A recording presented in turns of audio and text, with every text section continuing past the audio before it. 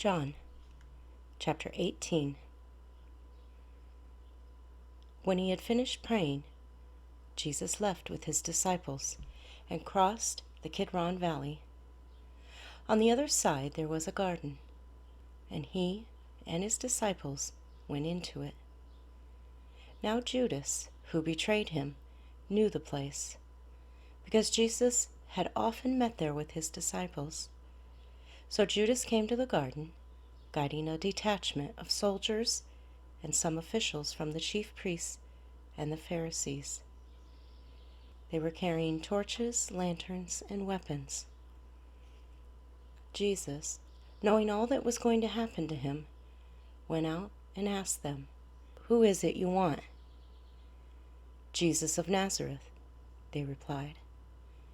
"I am he," Jesus said. And Judas the traitor was standing there with them. When Jesus said, "I am he," they drew back and fell to the ground. Again he asked them, "Who is it you want?" "Jesus of Nazareth," they said. Jesus answered, "I told you that I am he. If you're looking for me, then let these men go." This happened so that the words he had spoken would be fulfilled.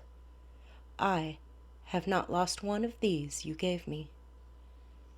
Then Simon Peter, who had a sword, drew it and struck the high priest's servant, cutting off his right ear.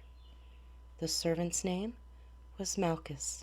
Jesus commanded Peter, "Put your sword away. Shall I not drink the cup the Father has given me?" Then the detachment of soldiers, with its commander and the Jewish officials, arrested Jesus. They bound him and brought him first to Annas, who was the father-in-law of Caiaphas, the high priest that year. Caiaphas was the one who had advised the Jewish leaders that it would be good if one man died for the people. Simon Peter and another disciple were following Jesus. Because this disciple was known to the high priest, he went with Jesus into the high priest's courtyard. But Peter had to wait outside at the door. The other disciple, who was known to the high priest, came back, spoke to the servant girl on duty there, and brought Peter in. "You aren't one of this man's disciples, too, are you?" she asked Peter. He replied, "I am not." It was cold, and the servants and officials stood around a fire they had made to keep warm. Peter also was standing with them, warming himself. Meanwhile, the high priest questioned Jesus about his disciples and his teaching. "I have spoken openly to the world," Jesus replied. "I always taught in synagogues or at the temple, where all the Jews come together. I said nothing in secret. Why question me? Ask those who heard me. Surely they know what I said." When Jesus said this, one of the officials nearby slapped him in the face. "Is this the way you answer the high priest?" he demanded. "If I said something wrong," Jesus replied, "testify as to what is wrong. But if I spoke the truth, why did you strike me?" Then Annas sent him bound to Caiaphas, the high priest. Meanwhile, Simon Peter was still standing there warming himself. So they asked him, "You aren't one of his disciples too, are you?" He denied it, saying, "I am not." One of the high priest's servants, a relative of the man whose ear Peter had cut off, challenged him. "Didn't I see you with him in the garden?" Again Peter denied it. And at that moment a rooster began to crow. Then the Jewish leaders took Jesus from Caiaphas to the palace of the Roman governor. By now it was early morning, and to avoid ceremonial uncleanness, they did not enter the palace, because they wanted to be able to eat the Passover. So Pilate came out to them and asked, "What charges are you bringing against this man?"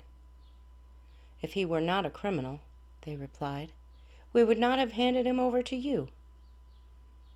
Pilate said, "Take him yourselves and judge him by your own law." "But we have no right to execute anyone," they objected. This took place to fulfill what Jesus had said about the kind of death he was going to die. Pilate then went back inside the palace, summoned Jesus, and asked him, "Are you the king of the Jews?" "Is that your own idea?" Jesus asked.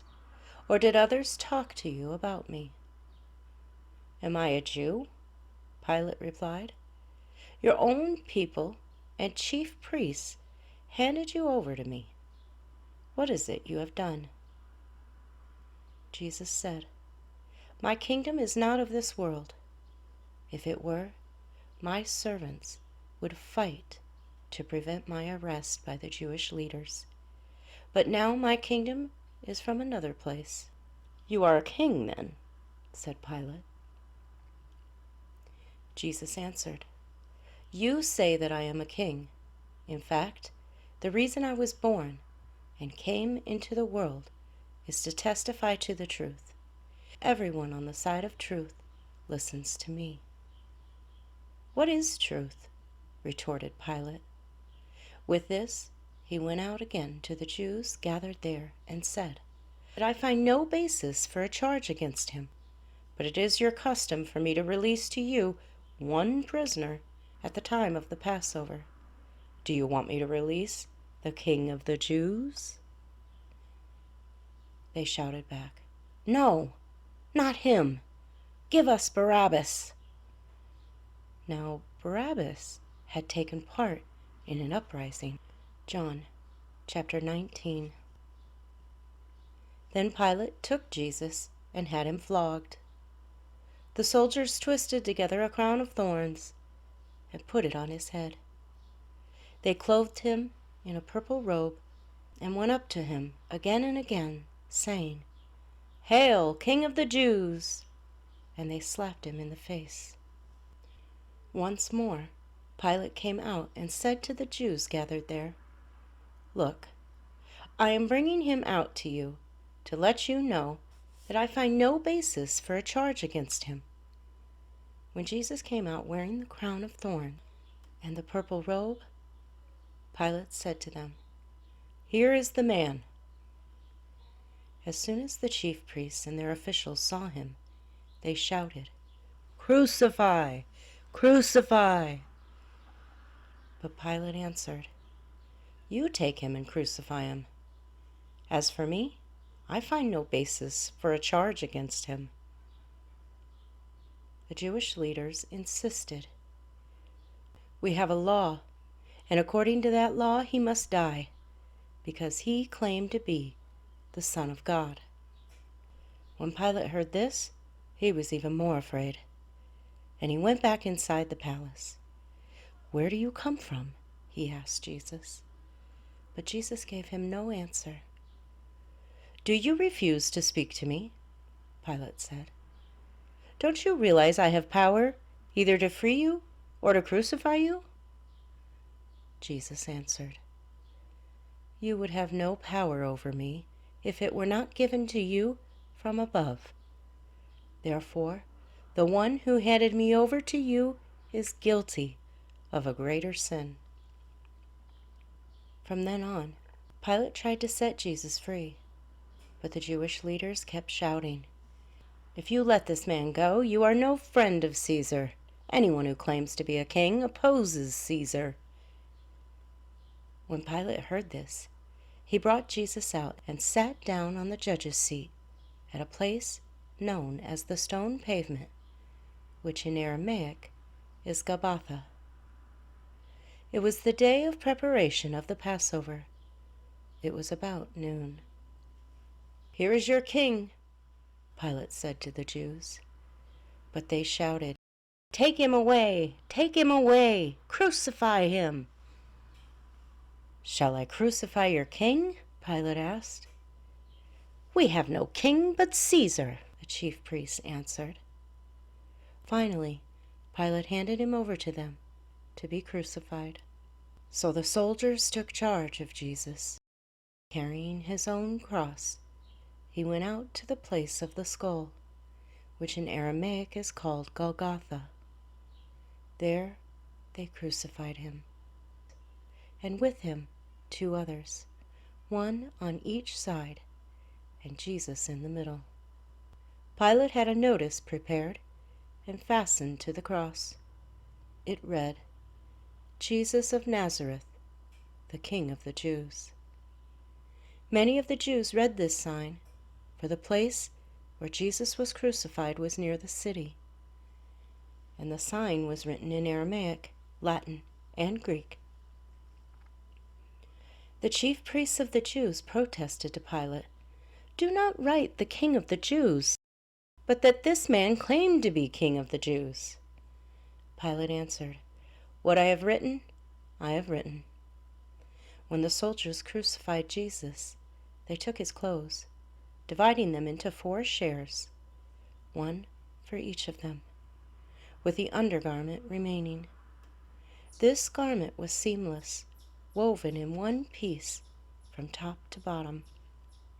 "Let's not tear it," they said to one another. "Let's decide by lot who will get it." This happened that the scripture might be fulfilled that said, "They divided my clothes among them and cast lots for my garment." So this is what the soldiers did. Near the cross of Jesus stood his mother's sister, Mary, the wife of Clopas, and Mary Magdalene. When Jesus saw his mother there, and the disciple whom he loved standing nearby, he said to her, "Woman, here is your son." And to the disciple, "Here is your mother." From that time on, this disciple took her into his home. Later, knowing that everything had now been finished, and so that Scripture would be fulfilled, Jesus said, "I am thirsty." A jar of wine vinegar was there, so they soaked a sponge in it, put the sponge on a stalk of the hyssop plant, and lifted it to Jesus' lips. When he had received the drink, Jesus said, "It is finished." With that, he bowed his head and gave up his spirit. Now it was the day of preparation, and the next day was to be a special Sabbath. Because the Jewish leaders did not want the bodies left on the crosses during the Sabbath, they asked Pilate to have the legs broken and the bodies taken down. The soldiers therefore came and broke the legs of the first man who had been crucified with Jesus, and then those of the other. But when they came to Jesus and found that he was already dead, they did not break his legs. Instead, one of the soldiers pierced Jesus' side with a spear, bringing a sudden flow of blood and water. The man who saw it has given testimony, and his testimony is true. He knows that he tells the truth, and he testifies so that you also may believe. These things happen so that the scripture would be fulfilled. Not one of his bones will be broken. And, as another scripture says, they will look on the one they have pierced. Later, Joseph of Arimathea asked Pilate for the body of Jesus. Now Joseph was a disciple of Jesus, but secretly, because he feared the Jewish leaders. With Pilate's permission, he came and took the body away. He was accompanied by Nicodemus, the man who earlier had visited Jesus at night. Nicodemus brought a mixture of myrrh and aloes, about 75 pounds. Taking Jesus' body, the 2 of them wrapped it with the spices in the strips of linen. This was in accordance with Jewish burial customs.